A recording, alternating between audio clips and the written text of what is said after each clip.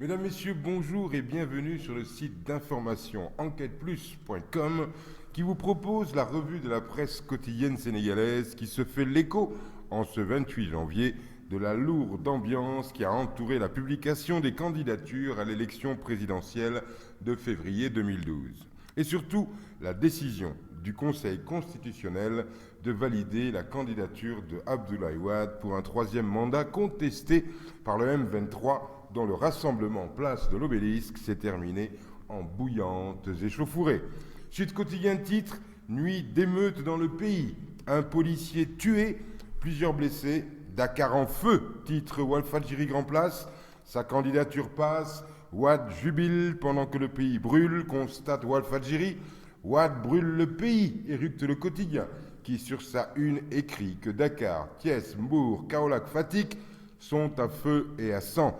Précise qu'un policier a été tué à Colobane, tandis que les forces de l'ordre vandalisent les véhicules des opposants et tabassent des journalistes.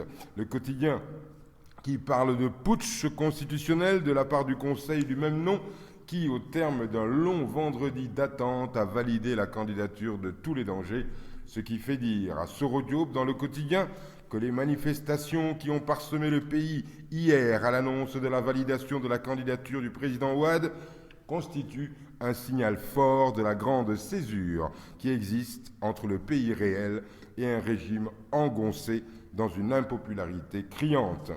La vérité, constate Soro Diop, est que le président Wade ne pourra plus jamais gouverner ce pays paisiblement et rien ne pourra établir sa légitimité sur une majorité du peuple overdosée par une malgouvernance. À partir de demain, se désole Soro Diop dans le quotidien, et quelle que soit la suite des événements, Wade ne pourra plus présider aux destinées de ce pays que par le fusil et la baïonnette.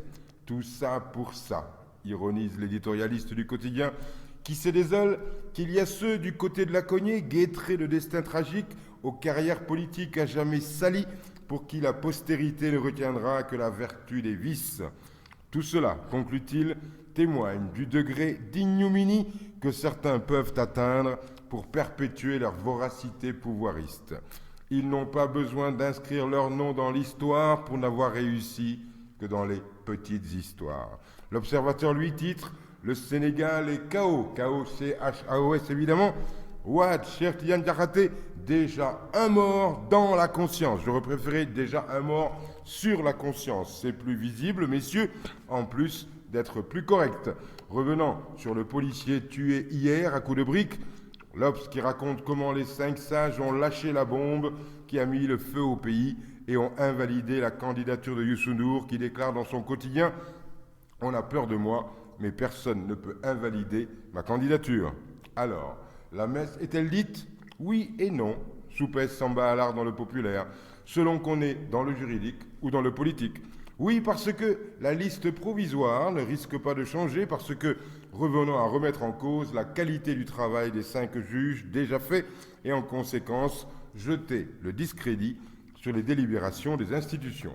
Seulement, la messe ne semble pas être dite parce que l'autre manche est en train de se jouer sur le plan politique, sur le terrain. Et là, juge Samba Allard dans le populaire, il faut dire que ça chauffe terriblement et de façon dramatique, avec mort d'homme. On a l'impression, soupire-t-il, que le sol appelle le sang, comme dans un sacrifice diabolique, tant les morts atroces se succèdent. Le week-end prédit Samba Allard sera chaud au Sénégal, où les forces vives ont décidé d'en finir par la logique de la rue. Le diable a, semble-t-il, enclenché sa machine infernale qui roule à feu et à sang. Cette décision du Conseil constitutionnel de valider la candidature de Wade sur fond de manifestations de rue fait écrire à Enquête et sur toute sa une que les 5 sages viennent de poser les premiers pas d'une monarchie. Montmardien y titre d'ailleurs son poste-point « La monarchie infiltre la République ». Ce 27 janvier 2012, écrit Montmardien dans Enquête, le Sénégal a pris les pieds pour la première fois dans une forme de pouvoir inconnue jusqu'ici de cette tradition contemporaine, loin de la République, loin de l'état de droit. Ce pouvoir semble parvenir à un état de semi-maturation dont la fulgurance viendra avec la campagne électorale qui commence la semaine prochaine. Mais Montmardien précise aussi qu'il faut reconnaître à Maître Ouad cette perspicacité diabolique qui, depuis le 23 juin, l'a aidé à revenir dans le jeu face à des opposants qui se débrouillent avec leurs limites.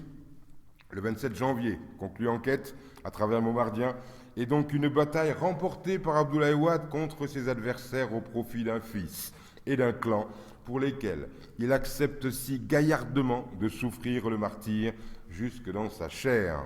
Mahmoud Ouane, toujours dans l'enquête, livre un éditorial qui pointe l'infantilisme et l'amateurisme du M23 face à la machine diabolique qui s'est dressée en face de l'opposition à la candidature de Wade.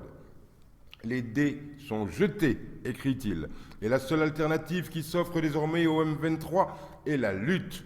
Étant entendu, conseille Mamadou Ouane, que tout bon lutteur doit d'abord s'entraîner sur le sable chaud des plages et les moiteurs des salles de musculation avant de se présenter dans l'arène.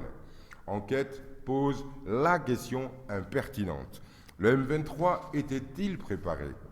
À bien voir comment les milliers de citoyens se sont agglutinés sur la place de l'Obélisque, chacun avec ses couleurs, sans savoir quel hymne entonner ni sur quel pied se tenir, on se rend facilement compte de l'état d'impréparation des forces hostiles à la candidature de Wade.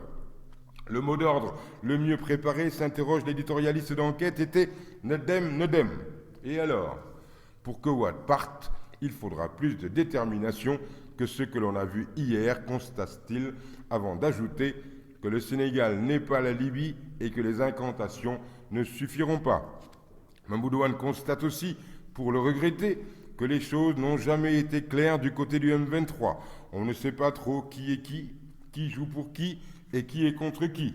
Lorsque tous arrivent place de l'Obélisque comme des coqs, chacun montre et démontre en quoi il est plus viril que l'autre, au lieu de se concentrer sur Wade, cible bien mouvante qui se métamorphose chaque fois qu'on lui pointe le fusil.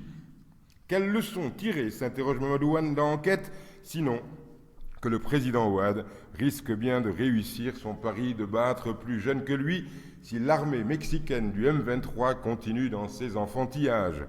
Savoir asseoir un leadership, planifier une stratégie et la dérouler froidement.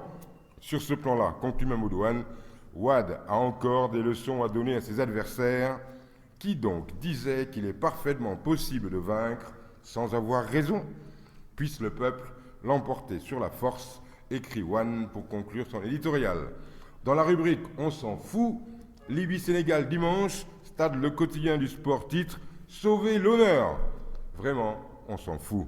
Bonne lecture, bon week-end, à lundi, même endroit, même motif, même punition. Enquêteplus.com, c'est plus d'infos en mieux.